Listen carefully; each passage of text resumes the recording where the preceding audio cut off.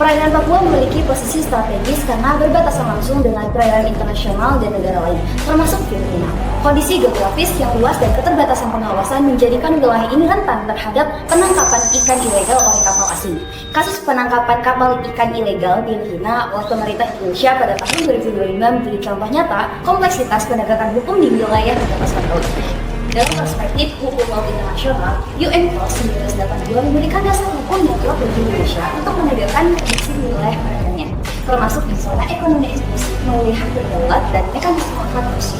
Namun, dalam praktiknya, penegakan hukum ini masih menghadapi berbagai kendala dari aspek teknis, budaya, bekerjasama lintas negara. Oleh karena itu, kajian ini penting untuk menganalisis sejauh mana yurisdiksi Indonesia dapat diterapkan secara efektif terhadap kapal ikan yang bergerak di Filipina di perairan Papua dan memutuskan upaya penguatan penegakan hukum laut ke depannya. Berdasarkan UNCLOS 1982 pasal 111, maka Indonesia memiliki wewenang untuk mengejar, menangkap, dan menghukumi kapal asing yang melanggar hukum di wilayah perairannya.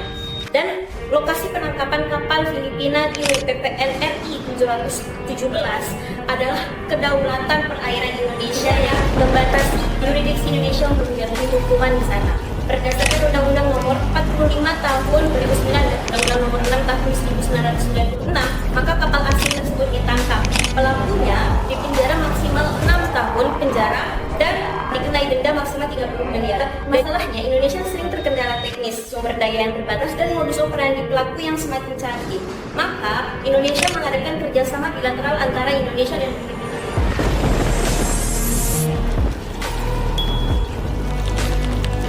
Indonesia memiliki yurisdiksi kuat secara hukum internasional untuk menindak kapal ikan ilegal Filipina di perairan Papua, terutama melalui hak berdaulat di zona ekonomi eksklusif dan mekanisme hot pursuit berdasarkan pasal 111 UNCLOS 1982. Mekanisme ini memungkinkan pengejaran kapal pelaku hingga keluar wilayah ZEE jika pelanggaran dimulai di perairan nasional. Maka, kesimpulan awal analisis kajian menegaskan posisi hukum ini sebagai fondasi penegakan hukum maritim Indonesia. Implementasi hukum nasional masih terhambat kendala operasional, seperti luasnya wilayah pengawasan di Papua, keterbatasan kapal patroli, dan kompleksitas proses hukum terhadap awak kapal asing. Tantangan ini sering menyebabkan pelaku IUU fishing lolos deteksi, meskipun penangkapan kapal asing telah dilakukan. Analisis menunjukkan perlunya optimalisasi sumber daya untuk mengatasi kesenjangan ini.